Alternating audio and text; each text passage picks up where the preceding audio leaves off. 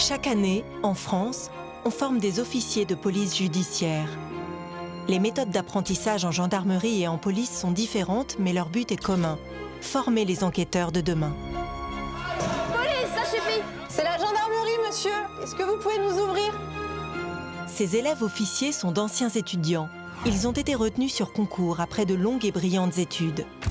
Avant d'intégrer l'élite des forces de l'ordre françaises, il leur faudra apprendre les bases du métier. Rechercher les indices, investiguer dans le cadre de la loi, interpeller et auditionner. À l'école des officiers de gendarmerie de Melun, Audrey, Charles et Martin sont en dernière année d'études.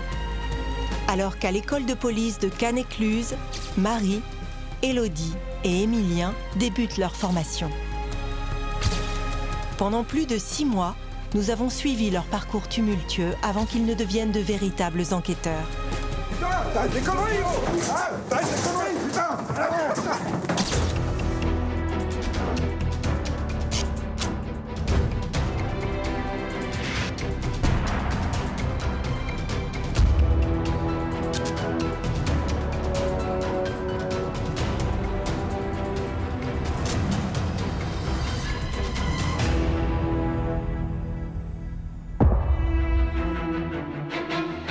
À l'École nationale supérieure de la police, nos futurs enquêteurs se sont entraînés à interpeller un individu en flagrant délit. On va le ramener au poste. Et le monsieur, il est où? Je sais pas moi. Élodie a souffert lors de cet exercice. Monsieur est derrière la voiture, finalement il est mort. Il est mort? Ouais. Cela fait maintenant 2 mois et demi qu'ils sont à l'école et le programme va encore se corser. Melun, les élèves de la gendarmerie nationale n'ont plus que quelques semaines d'école. Martin, Charles et Audrey sont plongés depuis plusieurs jours dans une enquête de proxénétisme. Une reconstitution proche du réel organisée par leurs enseignants. Ils en sont à leur 4e et dernier jour de simulation.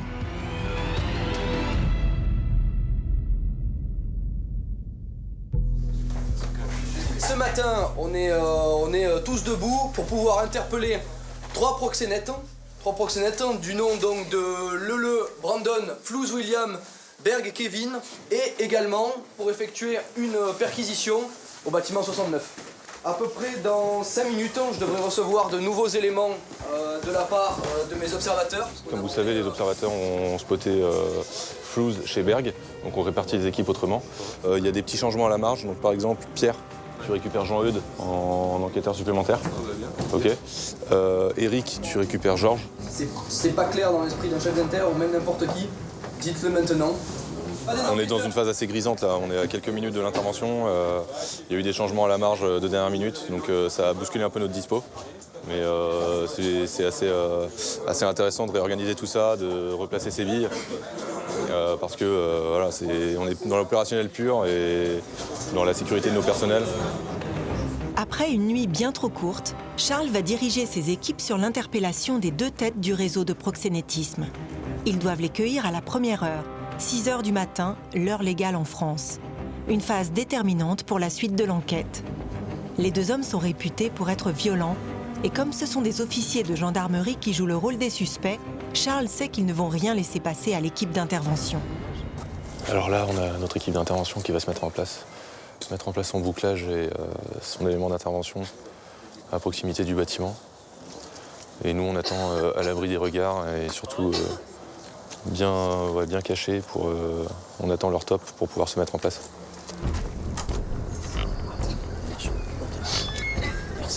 Attends, on va rentrer discrètement, ok? Donc, vas-y. L'équipe d'intervention est jouée par une autre branche des élèves de l'école des officiers de gendarmerie, dédiée à ce type d'opération. Ils doivent surprendre les suspects et les arrêter en limitant les risques. La discrétion est un élément essentiel dans la réussite de leur mission.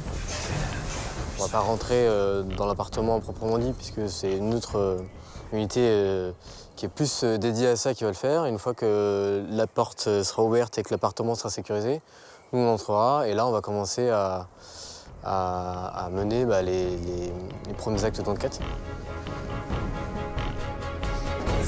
Gendarmerie! Au sol! Au sol! Au sol!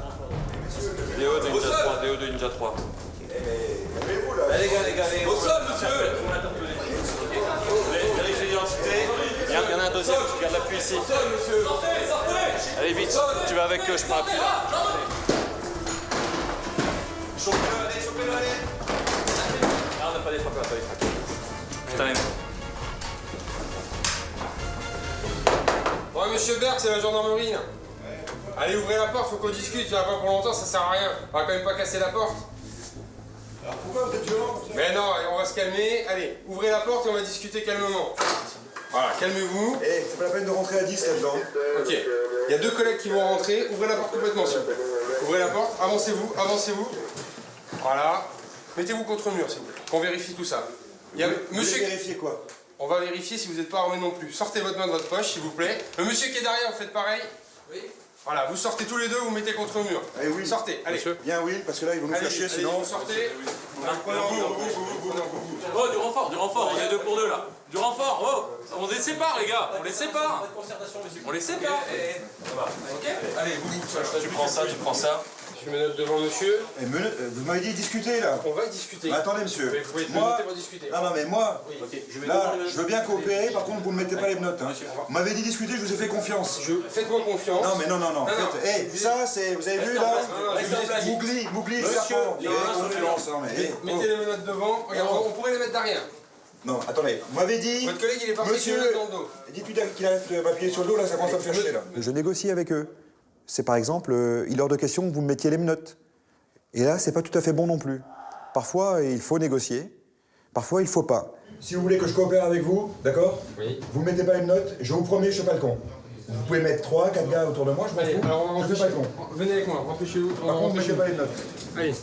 Vous avez le droit de garder le silence après avoir décliné votre identité, de faire des déclarations et de répondre aux questions posées. Vous avez également le droit de... Droit de notaire aussi, il n'y a pas un truc comme ça? Le droit de garder le silence. De garder le silence. Une question de notaire. Exactement. J'ai commencé par ça, monsieur Flouze. Bon, alors, vous êtes placé en garde à vue pour proxénétisme aggravé en organisé. Proxénétisme aggravé. Je vous dis pourquoi vous êtes en garde à vue, on en discute après, d'accord? Et j'aimerais avoir des copines, non? On va en parler après. Proxénétisme, n'importe quoi. On va en parler. Donc ça, c'est votre imprimé de notification des droits. Comme quoi, vous êtes placé en garde à vue ce matin à compter de 6h10 pour proxénétisme aggravé en bonne organisée. Que vous avez le droit d'être examiné par un médecin. Pour l'interprète, vous parlez français, donc on n'a pas besoin. Vous avez le droit de garder le silence. Ah, vous m'avez pas dit celle-là. Eh ben, je vous le dis, c'est pour ça que je m'approche de vous et que je vous explique. Donc, vous connaissez pas votre imprimé, alors? Je vous le lis, bien sûr que je le lis. Que vous avez le droit de demander à la fin de la garde à vue, mais ça on en reparlera, c'est pas pour l'instant, être assisté d'un avocat et consulter certaines pièces de procédure, mais on verra ça au bureau tout à l'heure. Donc je vous explique qu'on va procéder à une perquisition dans votre domicile sur ordonnance du juge des libertés et de la détention. Vous n'avez pas trouvé une pute dans un tiroir ici, hein? Non, mais on va fouiller quand même. Voilà. Allez, vous restez assis, vous regardez ce qu'on fait. Vous n'allez pas me faire toucher... Non. Ah bon? Non. Parce que je vous vois mettre... Par contre, la seule chose que je vous demande, c'est de rester avec nous, vous regardez tout ce qu'on fait. Eh, vous avez fait comme dans les films, là, ouvrir le matelas et tout, là?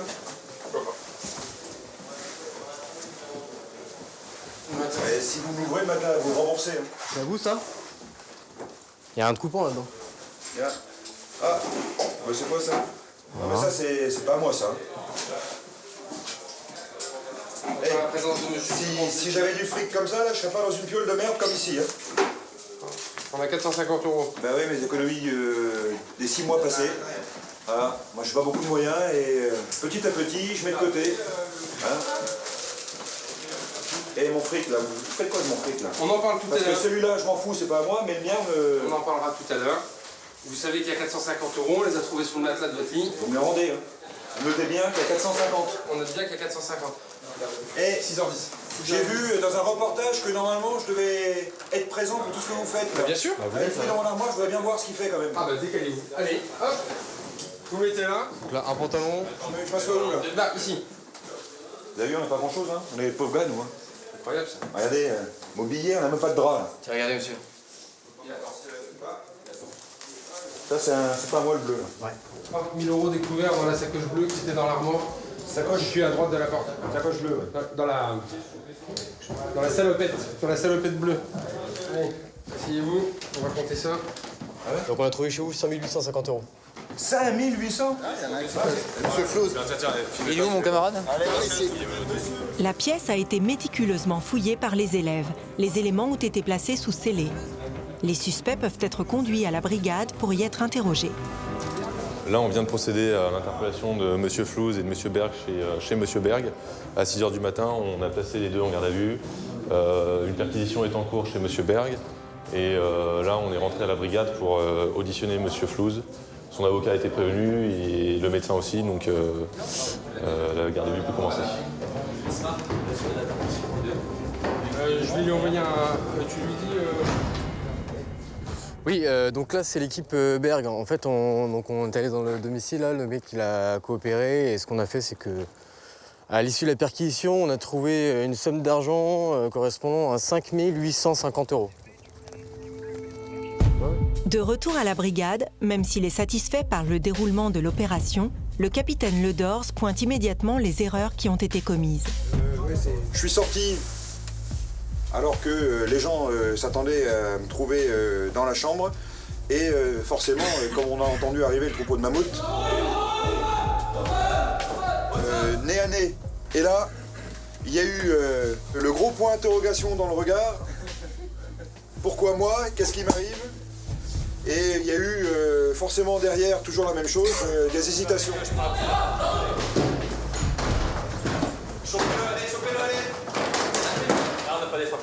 On a eu tellement d'hésitations que je suis retourné dans ma chambre et j'ai claqué la porte. Et pourtant, pendant 4-5 secondes, monsieur, à genoux, à terre, voilà, et sauf qu'il ne s'est rien passé. Alors, il n'y a pas à tergiverser. Le type, dès qu'on peut le cravater, dans un contexte tel que celui-là, il n'y a même pas de discussion, c'est par terre, terminé. Hein. D'accord? Je n'ai pas dit de le fracasser, je fais juste sécurité de tout le monde, par terre et interpellé. Oui, je complète parce que je me trouvais avec le capitaine Ledors quand on a été interpellé. Le choix a été fait d'opérer la perquisition avec le propriétaire des lieux, qui était Jacques, et moi, on m'exfiltre. Alors on m'exfiltre d'abord au niveau du même étage, à 5 ou 6 mètres. Donc, vu ce qui a été crié, gendarmerie nationale, etc., à l'entrée, normalement, tout le monde met la tête à la porte, au moins pour voir, quoi. Donc, je suis à la vue du public, donc je le signale. On me met dans la cage d'escalier, ce qui est, à mon avis, pas encore suffisamment satisfaisant, même s'il y a une bonne idée derrière, on me met dans un coin pour pas être vu. En tout état de cause, si le choix est fait que je n'assiste pas à la perquisition, on m'enlève des lieux, quoi. On me met dans un véhicule, à l'abri, ou on m'emmène quelque part, mais en tous les cas, on ne me tient pas sur place. Ça présente aucun intérêt. Le fait est que j'étais dans la cage d'escalier, donc j'étais à côté des enquêteurs, à côté des groupes d'interpellation, à côté de la personne qui avait la radio. Donc j'ai su en temps réel qui était interpellé, ce qui se passait. Je savais qu'il y avait le qui était interpellé et que ça arrivait au niveau des prostituées. Donc moi, pour défendre mon truc, je sais dans quoi je suis impliqué, je sais qui est interpellé, donc Kevin Berg, et je sais aussi que Brandon, il est dedans. Donc moi, ça va forcément influer sur ma stratégie de défense. On fait une pause café, là, d'accord? Et après, on revient ici. Il y a 2 ou 3 qui vont bosser par proxénète. Les autres, vous serez ici, en train de voir ce qui se passe. Et alors, on a tous les écrans, on a le son. Et il y a un cadre qui débriefera. Si nos élèves ont réussi les interpellations, ils ne sont pas prêts de souffler. Comme dans une véritable enquête, ils vont devoir enchaîner sur les phases d'audition. À l'École nationale de la police, cela fait déjà 2 mois et demi que Marie, Élodie et Émilien ont débuté leur formation.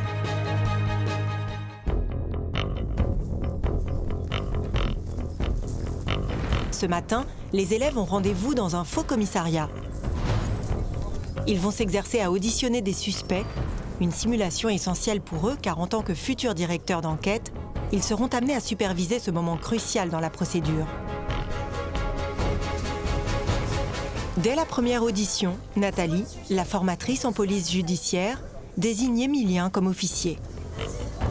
Élodie joue une jeune fille de 14 ans prise en flagrant délit de vol de portable dans un magasin. Elle a été ramenée au poste ce matin par une patrouille. Mineur? Menotté? Bah, 2 mineurs. Ah, vous avez 14? Oui, 14. Et la maman, elle a mes papiers d'alu? Elle est au service, elle est calme, elle est machin, c'est un mineur, quoi. Et sans déconner. Ok, bah moi j'ai des menottes, c'est mon soeur, et franchement... Elle est quasiment plus grande que moi. Bonjour, donc mes collègues m'ont dit qu'ils vous avaient interpellé suite à un vol à l'étalage au magasin Trouctou. Ouais, j'ai pas eu de bol. Donc vous êtes né en 2001, d'après ce que j'ai vu, c'est ce que vous l'avez déclaré? Vous n'avez pas de pièce d'identité sur vous, rien du tout? Bah non, je me balade pas avec ma pièce d'identité. D'accord. Donc je vais vous placer en garde à vue pour vol à l'étalage. Donc, Carrément, pour un portable à 40 €. dans le cas de cette garde à vue, vous avez différents droits. Donc notamment soit de garder le silence, de répondre à mes questions ou de faire des observations. Vu que vous êtes mineur, vous avez l'obligation d'avoir la visite du médecin. Donc je l'aviserai et puis il viendra pour savoir si vous êtes compatible avec la mesure de garde à vue. Et donc je voulais savoir si vous souhaitez avoir l'assistance d'un avocat. Si vous en avez un ou un commis d'office. J'ai pas le temps de m'acheter un téléphone à 40 €, j'ai pas le temps de le payer. D'accord, très bien. Donc je vous informe que vos parents vous pourront se subroger dans vos droits, donc savoir... C'est-à-dire prendre votre place dans vos droits. Donc, par exemple, si des fois, quand j'appelle votre papa, s'il décide d'appeler un avocat, il pourra l'appeler. Ah, très bien, bah, celui qui paiera aussi. Je vais vous demander de signer en bas du PV, s'il vous plaît. Émilien a notifié sa garde à vue à Élodie. Et au moment de l'audition, elle va rapidement reconnaître les faits. C'est un test grandeur nature pour Émilien, lui qui a toujours rêvé d'intégrer la prestigieuse brigade des mineurs. Fin de simulation. Votre ressenti sur ce simule? Le côté mineur m'a un peu mis dedans au début, donc j'étais un peu perdu par rapport à l'âge, parce que je me sais qu'il y a des différentes tranches d'âge. Donc vous n'avez pas bossé les gardes à vue mineurs.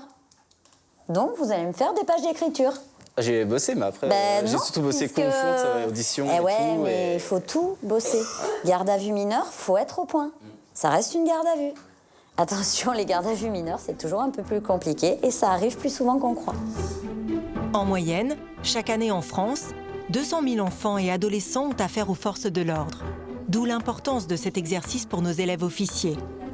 Mais le droit des mineurs est difficile à maîtriser dans sa globalité, car il varie selon l'âge des jeunes mis en cause.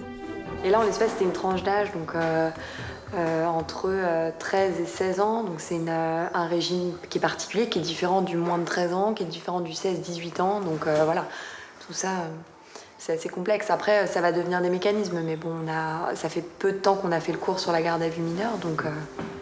Mais tu t'en es bien sorti. Mais oui. On n'aurait pas mieux fait. Clairement, on n'aurait pas mieux fait, mais bon, il y a encore plein de choses à apprendre. Ne vous perdez pas de temps, hein. Vous racontez de suite l'histoire, vous chiquez pas. Le but, c'est d'arriver à la confronte et voir si elle vous gère. Nouvelle simulation, nouvelle difficulté.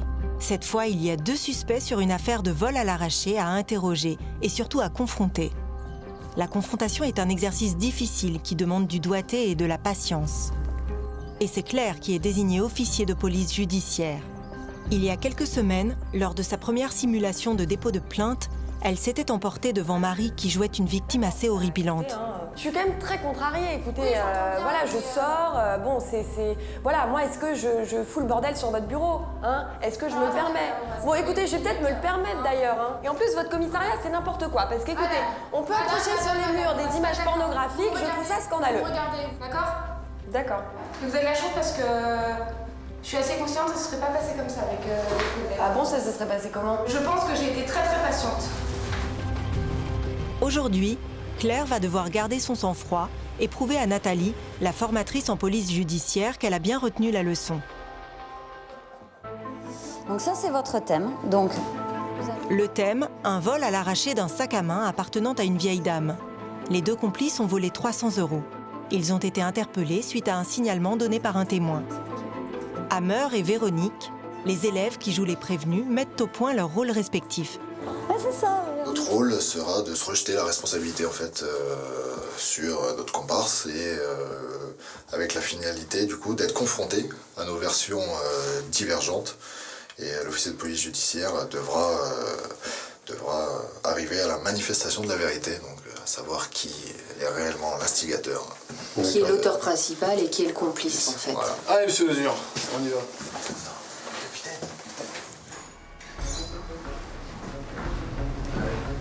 Bonjour monsieur. Vous pouvez me le démenoter s'il vous plaît? Enfin, vous savez s'il y a eu des problèmes pendant l'interpellation, non? Non. On va enlever les menottes, ça va être plus agréable. Cette fois-ci, la simulation se déroule à huis clos à l'autre bout du faux commissariat. Nathalie et ses élèves suivent l'exercice par écran interposé.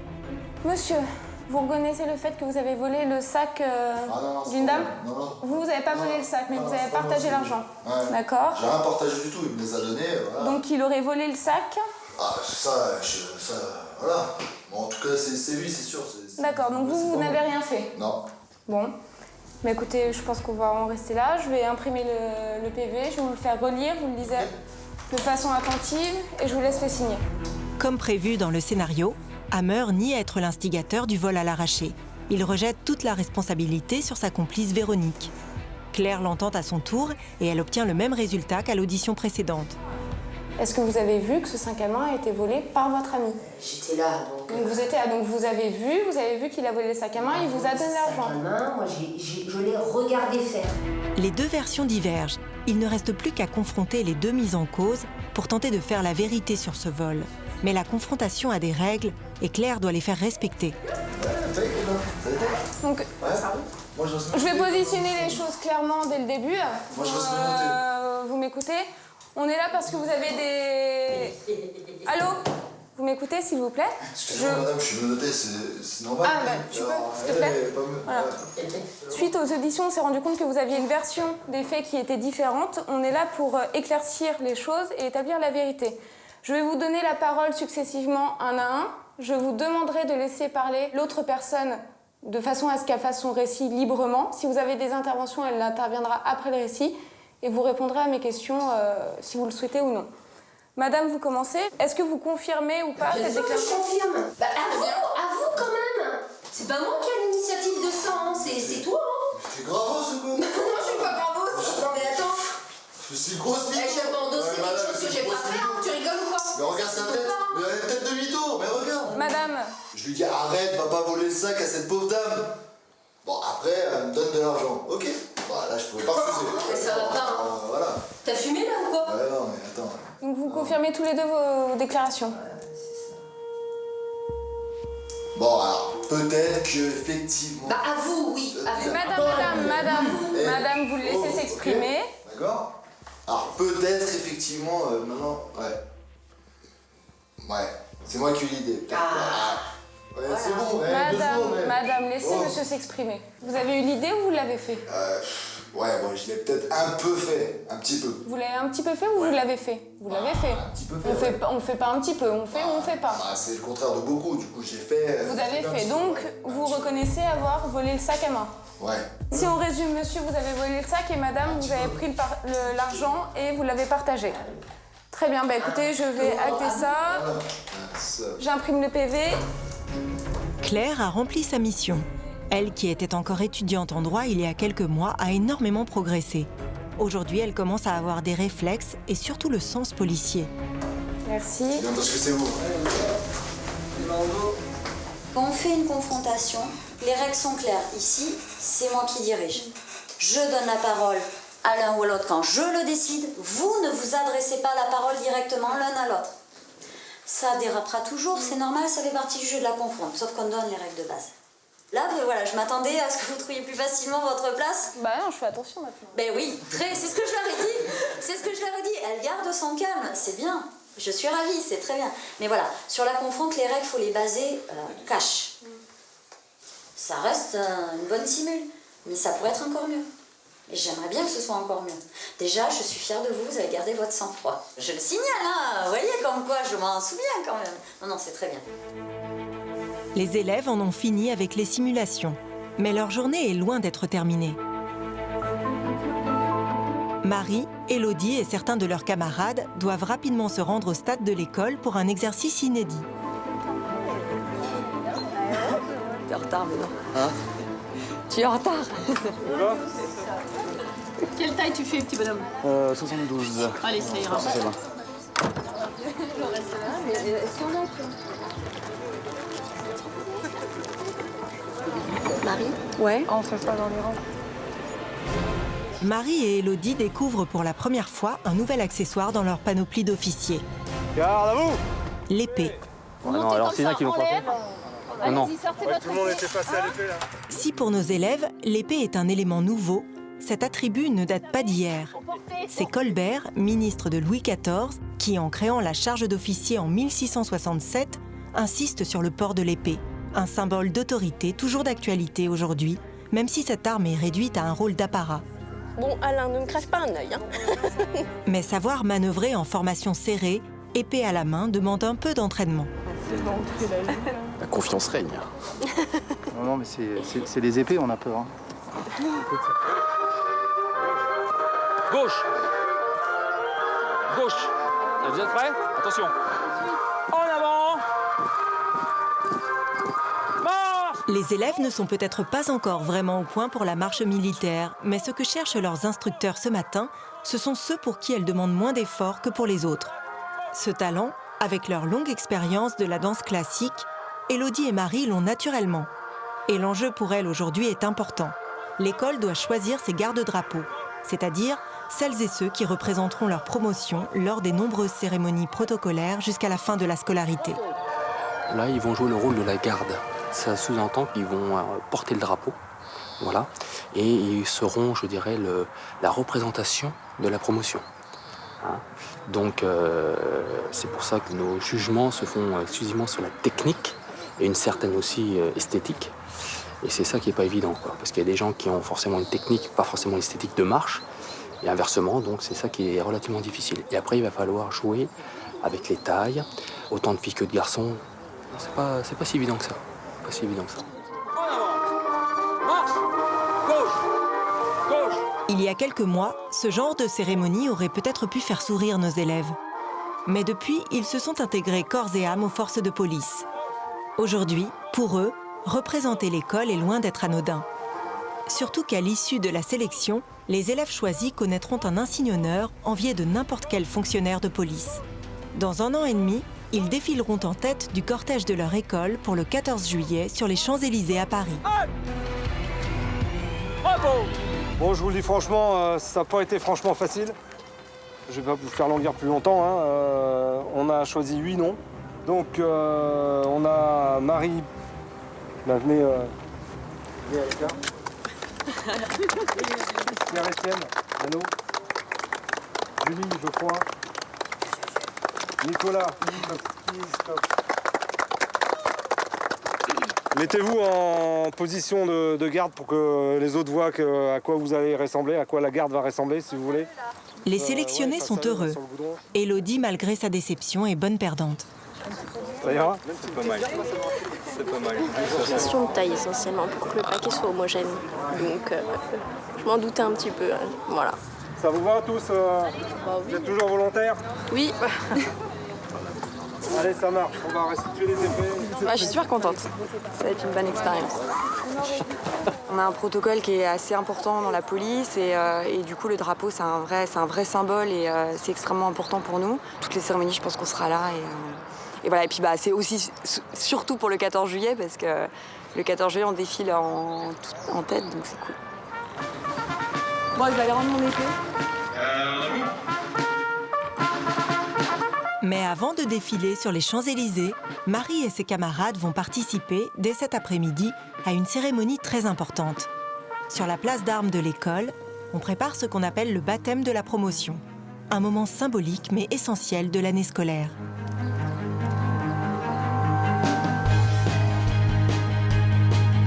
Retour à Melun. Nos élèves Martin, Audrey et Charles s'apprêtent à diriger les auditions des suspects qu'ils ont interpellés plus tôt dans la matinée. Là, on leur fait jouer des scènes d'audition de garde à vue.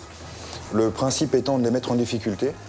On va travailler bien plus, bien sûr que le fond sera important, mais on va travailler surtout sur la forme. C'est-à-dire, nous, avoir des attitudes adaptées à leur comportement à eux, celui des enquêteurs, et des attitudes qui vont les mettre un peu en difficulté. Bien, monsieur, donc je me présente, je suis le lieutenant là, on va vous entendre sur les faits pour lesquels vous êtes là. Vous savez pourquoi vous êtes là? Alors, déjà, moi, il y a un truc que je comprends pas, là. Ce matin, il y a une autre équipe qui a déboulé chez moi, là.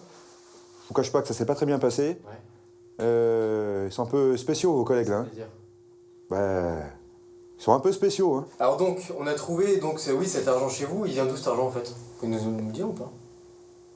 Je vous ai déjà dit, il y a une partie qui m'appartient pas. Qui appartient à qui? Moi, j'avais les petites sommes, moi. Ouais. Les grosses sommes, vous voyez avec le propriétaire, c'est pas moi. Écoutez, c'est plutôt à elle que j'ai envie de parler, là, parce que... Donc si c'est pas à vous, c'est à qui l'argent? La deuxième partie? Eh bien, je leur ai expliqué à vos collègues, là. Il y avait William qui était chez moi, il faut demander à William. Moi, il y avait une partie qui était à moi, j'ai reconnu, voilà. Lundi soir, vous vous souvenez pas d'avoir fait une petite escapade nocturne avec Brandon, Ah, si, j'ai fait une... d'une jeune femme? Ah, j'ai fait une petite escapade avec Katia, c'était sympa. Katia? Ça aurait été bien que vous soyez présente aussi, mademoiselle. C'est qui Katia? Lundi soir, C'est une vous étiez copine. avec Une copine, Katia. oui. Vous connaissez son nom de famille, cette charmante Katia? Moi, je l'appelle Katia, hein, donc... voilà. Vous l'avez jamais... Elle est comment Katia, physiquement? Elle est bonne, hein. Non, mais- Putain, cette Je veux dire, bombasse. si vous deviez la décrire objectivement. Elle est bonne. Ouais, Non, mais elle est bonne. Brune... Le visage, elle est Ah, bah, comment? c'est une blonde. Prendre un peu votre Une blonde. Lundi soir, vous l'avez vu. Vous avez fait quoi? Vous êtes allé où? Vous voulez les détails? Bah, pourquoi pas. Moi, vous me racontez tout ce que vous avez. Ah, attends, je suis un peu gêné, là. Bah, vous pouvez pas me laisser avec la mademoiselle, là parce que... Ah non, mais je vais lui expliquer, quand même, voilà. Vous pouvez m'expliquer ça? Bah, vous savez ce que c'est, vous, hein? Ça dépend. Si j'ai fait des études, je suis peut-être pas aussi expérimenté que vous en... Attendez... Ah, mais je sais pas, qu'est-ce que vous en savez? Mais expliquez-moi, je veux savoir. Ça Non, mais je vois que vous êtes jeune, mais quand même... Bah, justement, au contraire, apprenez. Vous avez jamais... Et toi, Je peux me permettre, Avec les hommes. on peut en revenir à Katia? t'aimes les mecs, toi? Non, alors, par contre, Est-ce qu'on peut en revenir à moi Katia? j'aime bien C'était, qu'on discute, Et lui? mais pas sur mes orientations Et lui, sexuelles, pas encore. je me plaît pas trop, lui, hein? Ouais. Quand vous couchez avec Katia comme ça, là, enfin, vous couchez avec lui. Alors, Quand vous couchez c'est avec sûr qu'on n'est pas en train de lire les Spirou, hein? Ouais, quand vous couchez. Si pour Martin, l'audition semble bien se dérouler, du côté de la salle vidéo, les formateurs débriefent sur son attitude. Il fait trop le mec, je m'en fous, je joue avec mon crayon. Il est pas assez. Le mec, il sent qu'il a l'avantage. Il est vraiment sur le reculoir, quoi. Il devrait se décaler un petit peu et bien montrer que c'est lui qui rentre dedans et pas l'inverse. N'hésitez pas à vous lever aussi. Quand vous êtes en hauteur, les personnes vous regardent comme ça. Donc vous prenez de la hauteur, simplement physiquement. Il faut pas les prendre de haut, mais il faut les mettre en situation d'inconfort, surtout quand ils sont aussi à l'aise, quoi. Donc, prostitution, ça vous dit rien? Vous n'êtes pas au courant qu'elle... C'est quoi pour vous la prostitution? C'est quoi la prostitution? Et pour vous, Et elle a le droit de rendre service quand même, non? Donc pour vous, c'est un service, ça? Vous avez pas de petits copains? Déjà l'autre là, et on sait pas s'il est de droite, gauche, machin. Hein? Attendez, vous savez ce que vous dites là? Vous savez ce que c'est la prostitution? Alors, reculez-vous, vous savez ce que c'est la prostitution? C'est lorsqu'on a des contacts avec quelqu'un, qu'on fait l'amour, Toi, tu me parles. et qu'on paye. Tu me parles pas comme ça, toi, C'est ça la d'accord? prostitution. Oh, le gamin là, tu me parles pas comme ça, t'as compris? Non, mais moi je te le dis Parce que aussi. vous parlez mal à ma collègue, donc on va... Non, je parle pas mal à ta Ok. collègue, Si, simplement si, elle est gentille et plus gentille que toi, donc. D'accord, ok. Ok. La prostitution, Se reconcentrer. Hein? Au bout d'un moment, il faut qu'on mette un peu les pieds dans Ouais, le plat. allez, maintenant on arrête tout, je veux un avocat, moi. Ok. Stop, on appelle l'avocat. Vous avez un avocat? Je veux un avocat. Il y a un avocat qui peut venir? Oui. Bonjour, Bonjour maître. Corbeau. Tanguy, enchanté. Un petit. Bonjour maître. Ah, puis je suis content de vous voir parce que. Pour l'entretien de... Bon, c'est bon, l'entretien a eu lieu, voilà. Ce que je cherche à comprendre, vous savez qu'elle... vous êtes au courant, hein, vous nous l'avez dit, que des fois, elle a des relations un peu tarifées, des échanges de services sous Non, rémunération. ça avec c'est. des Moi, je vous ai pas dit ça, ça c'est vous qui me le dites.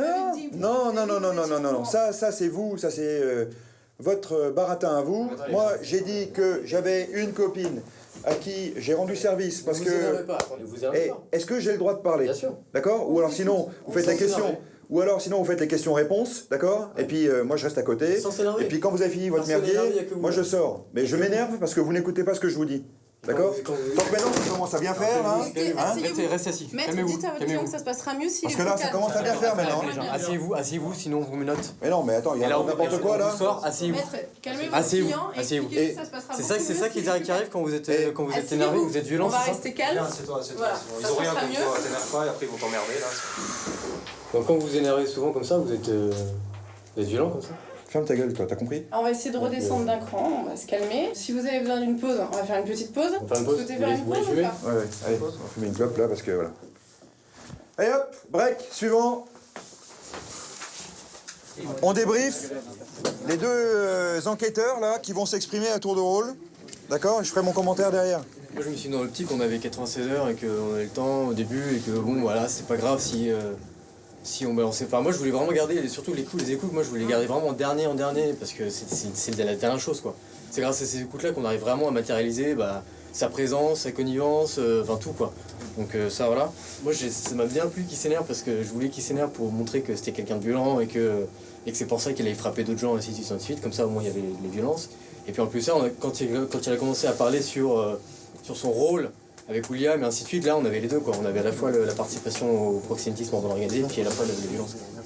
Dans ce type de dossier, c'est filmé déjà pour commencer, d'accord? Donc à avoir à l'esprit. Après, il peut arriver qu'on mène une audition en binôme. Il peut arriver. Maintenant, c'est mieux, dans la mesure du possible, qu'il n'y en ait qu'un qui œuvre. Après, ça peut se nécessiter, mais par rapport à des contextes bien particuliers. Après, je vous ai gonflé, c'était un peu le but aussi, et ça s'est pas du tout vu. Si, ça s'est vu. Et le stylo, c'est tout à fait symptomatique, d'accord? C'est des gestes parasites, involontaires, et qui caractérisent que les nerfs commencent à monter en pression. Voilà. Après, c'est de la pratique. Hein. Bon, allez, on fait l'autre scène. Là, on va faire jouer une confrontation entre deux mises en cause pour lesquelles il y a des contradictions trop importantes et qui nécessitent d'être levées. Et il y a nécessité impérieuse d'intervenir à chaque fois que ça commence à partir de travers. Et ça peut très vite partir de travers, selon qui on a en face, et c'est ce qu'on va voir. Pour cette dernière étape d'audition, appelée la confrontation, les enquêteurs vont devoir gérer les deux suspects. Des suspects qui vont jouer avec leurs nerfs. Allez-y, rentrez, monsieur Berg. Asseyez-vous à gauche. T'es Will? Alors attendez. Putain, Écartez-vous. Rien. Monsieur Berg, écartez-vous. T'as vu, t'étais pas prévu, t'as pas mis de chaise.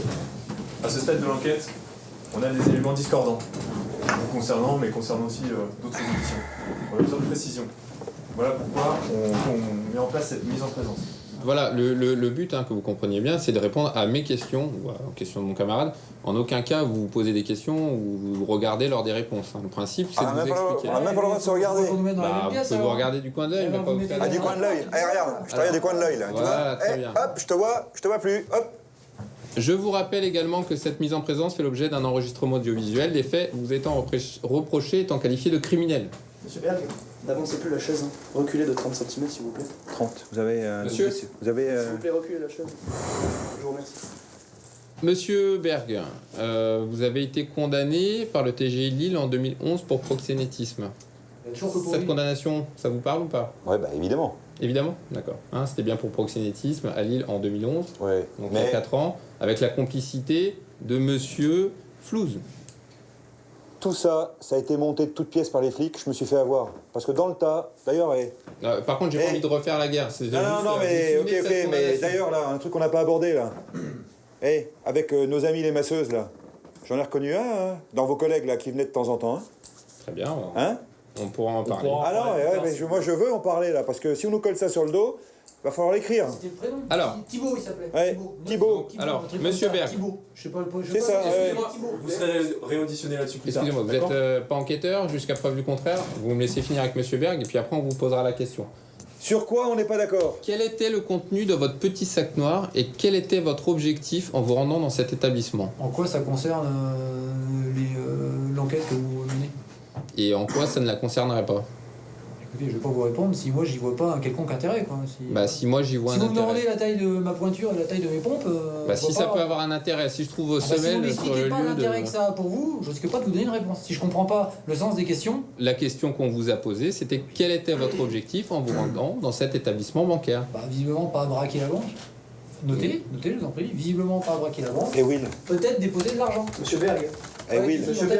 Non, mais attends. Non, mais tu comprends pas. Tu comprends pas. Excusez-moi. Non, mais justement, moi ce que je comprends, c'est que je suis dans la merde aujourd'hui là. On va venir à vous, monsieur Berg. Will, je t'aime bien, mais ok, mais...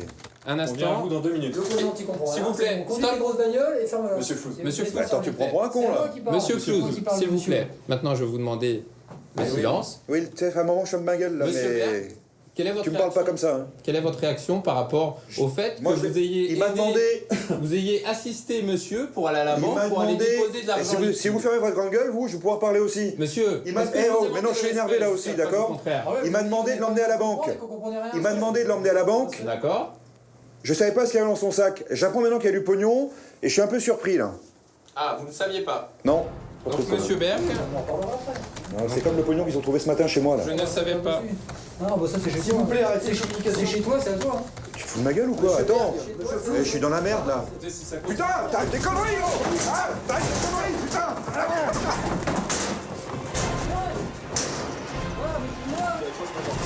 Hey, vous me sortez là, hein? Calmez, monsieur Berg. Non, t'as rien cassé parce que j'ai l'ordinateur. Parce que sinon l'ordinateur était par terre. Bon, on débriefe en bas. Dans l'ordre, ils ont fait le choix de la salle la plus grande, c'était bien aussi, parce que gestion de l'espace, hein, dans la toute petite, c'était compliqué à gérer. Le risque, quand il y a 2 mises en cause, c'est que justement, ça parte comme c'est parti, c'est-à-dire que de 2 amis, on fait 2 ennemis. Et ça, il faut le gérer aussi. Et anticiper là-dessus. Et sur ce type de procès-verbaux, sur ce type de démarche d'enquête, on va au fait directement, on ne tourne pas autour du pot. Hein. D'accord? Voilà. Le but, c'est de lever des contradictions, ou alors de les maintenir. L'enquête touche à sa fin. Les élèves enquêteurs peuvent relâcher la pression. S'ils prennent le temps de souffler, ils savent que leur tâche est loin d'être terminée. Il faut maintenant regrouper l'ensemble des éléments par écrit. On simule donc la fin de la garde à vue. Et là, actuellement, on en est à la phase où je récolte vraiment les dernières pièces qui n'auraient pas été finalisées. Et moi, je vais faire une synthèse globale de toute l'enquête. C'est la dernière pièce du dossier. C'était une très bonne semaine, on a appris plein de choses et on a appris aussi à se débrouiller par nous-mêmes, donc ça c'est cool. On se rend bien compte que c'est pas aussi facile qu'on le croit et qu'il y a beaucoup d'administratifs à faire pour pouvoir obtenir les résultats qu'on veut. Ça marche pas en un clic sur un ordinateur comme ça peut être dans les experts par exemple. Dans les séries télé ou dans les multiples reportages télévisés, les choses qu'on voit sont les choses un peu croustillantes, quoi. Et qui est en fait entre guillemets la moins importante. Puisque voilà, ce qui va asseoir notre enquête, sa crédibilité, ça va être finalement tout ce qu'on va consigner derrière. Et c'est vrai qu'on l'imagine pas.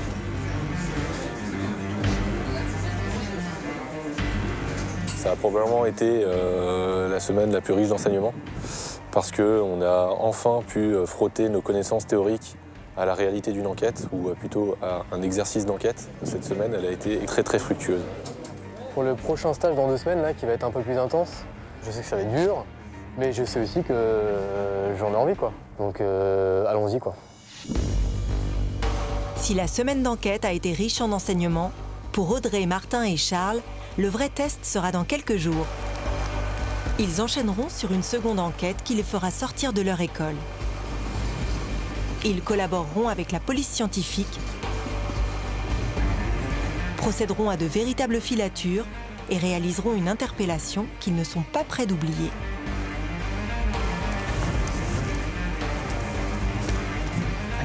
Gendarmerie!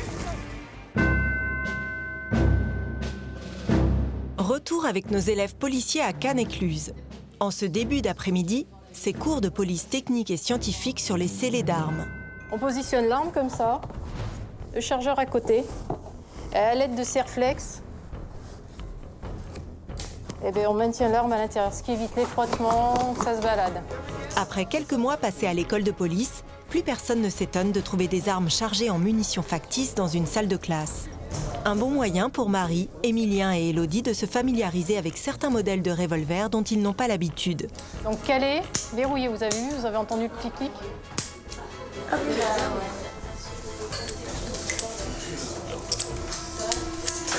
On va tirer avec une arme. Et une arme, c'est comme des empreintes chez les personnes. Chaque arme a sa propre empreinte balistique. Ça va vous permettre donc d'effectuer des comparaisons, c'est-à-dire vous êtes sur une scène d'infraction. Vous avez retrouvé des douilles, des ogives sur place. C'est de savoir si ces douilles ou ces ogives proviennent de l'arme que vous avez découvert sur place. Donc on va tirer avec l'arme et on va les comparer, les empreintes que l'on va retrouver sur les douilles ou les ogives. Et ça va vous permettre aussi d'effectuer des rapprochements des fois.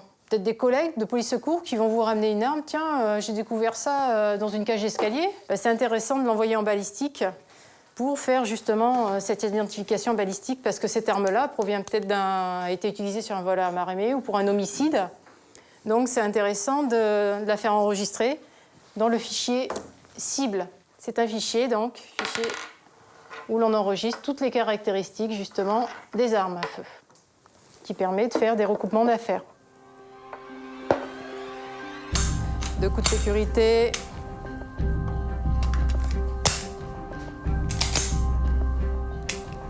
Voilà.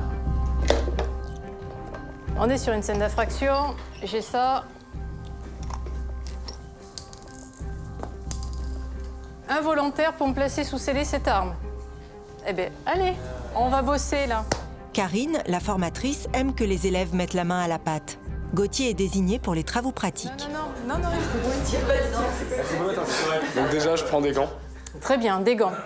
Alors, décrivez ce que vous faites. Bon, je retire le chargeur. Ouais. Je après la cartouche.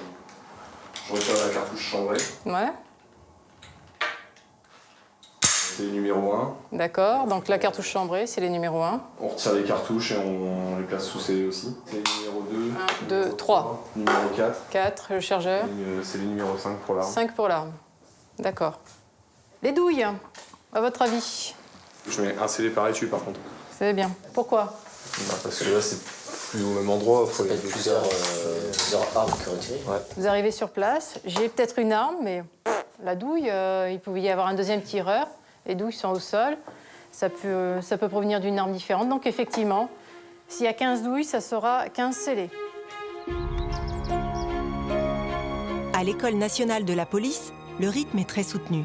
Pour preuve, le cours à peine fini, Émilien et Marie, comme beaucoup de leurs camarades, en profitent pour réviser dans leur petite chambre sur le campus. Là, je suis en train de réviser le droit pénal spécial. Parce qu'on a donc une évaluation, donc on a des cas pratiques avec différentes infractions qu'on doit connaître. Les cours sont intéressants, on n'a pas le temps de s'ennuyer, on fait du théorique, on fait des simulations, on fait du sport. Enfin, il y a vraiment, c'est vraiment un enseignement complet et on a vraiment de quoi réfléchir, se défouler. Voilà, c'est vraiment une richesse. Même si on travaille, c'est quand même un plaisir parce qu'on apprend le métier qu'on a toujours voulu faire depuis, enfin en tout cas pour ma part, depuis toujours. Donc aujourd'hui, je suis content d'apprendre comment on prend une plainte, comment on va faire une interpellation, des choses comme ça. Oui, c'est plus du plaisir qu'au final que du travail. Je savais très bien que la police, c'était un milieu où il y avait une forte cohésion entre les collègues et que c'est l'un des métiers, je pense, où il y a l'esprit de corps le plus prégnant. C'est lié aussi à la particularité du métier. Après, je ne dis pas que c'est le seul métier où ça existe, mais c'est quand même l'une des spécificités de ce métier-là. Là, j'ai fini, donc vu qu'il est l'heure, j'allais me préparer pour la cérémonie du baptême, qui va avoir lieu dans quelques minutes. Vu les événements qu'il y a eu et vu le nom que va porter notre promotion, ça aura une certaine résonance pour chacun de nous, je pense.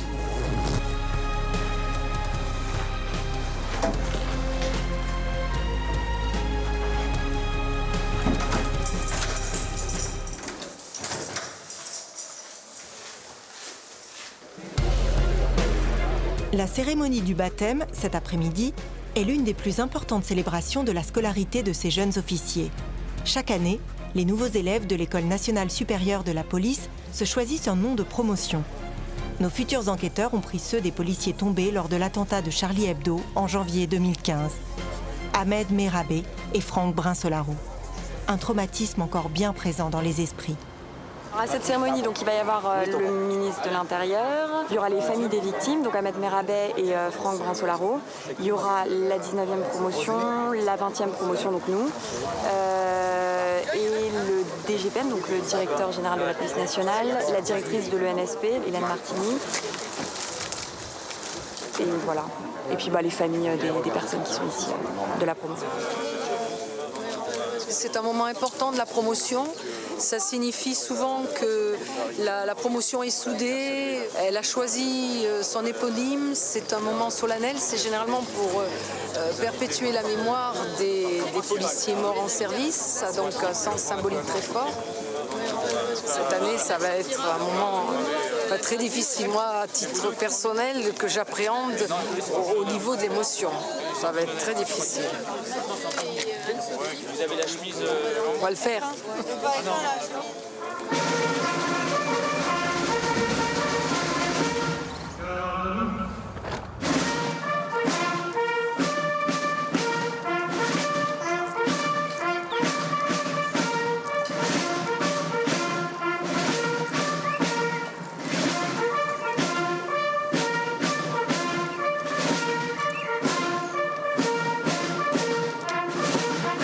Après avoir salué les futurs officiers, le ministre de l'Intérieur et les hauts gradés de la police rendent hommage aux familles Brinsolaro et Mérabé.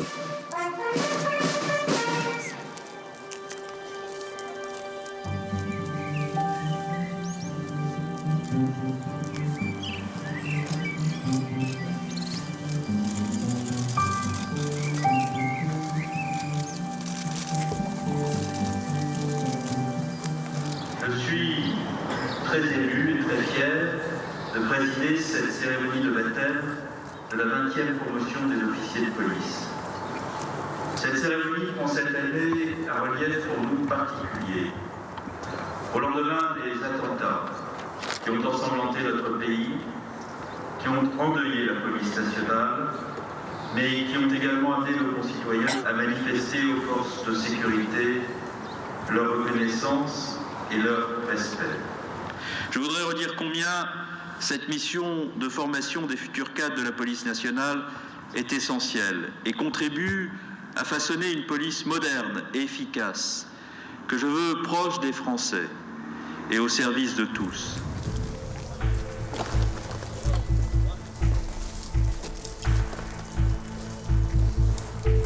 La cérémonie est terminée.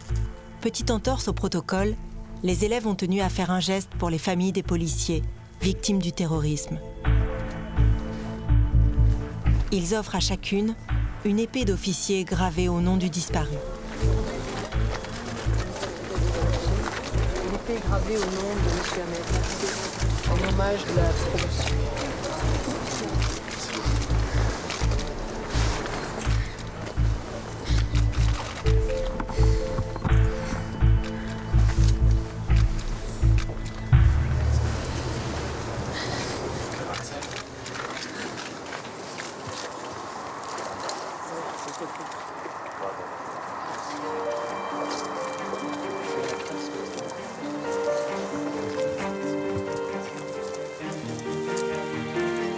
Pour les élèves, la cérémonie a été riche en émotions. Elle se termine bien. Émilien et Gauthier ont même droit à un petit mot avec leur ministre de tutelle. Vous êtes dans la 20e? Oui, tout à fait. Passionné? Oui. Tous les soirs? Comment est l'ambiance? Bonne? Vraiment, c'est très bien. Et une très bonne cohésion, fraternité, cohésion, camarades. L'école fait tout pour aussi. Oui. Très bien. Bravo. Merci beaucoup. Merci. Moi je dis bonjour monsieur, il a une blague. Donc quelqu'un me respecte. Bonsoir, si j'arrive, je fais. Il commence à parler à quelqu'un. Cette journée restera gravée dans leur mémoire, parce qu'elle marque aussi leur véritable entrée dans la grande famille de la police. Bon, allez, votre baptême.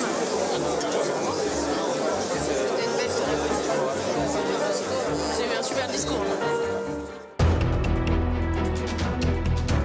Le programme des élèves policiers va se muscler. Ils vont devoir aiguiser leur sens policier lors d'une simulation de perquisition et utiliser tous les moyens dont dispose un officier de police judiciaire.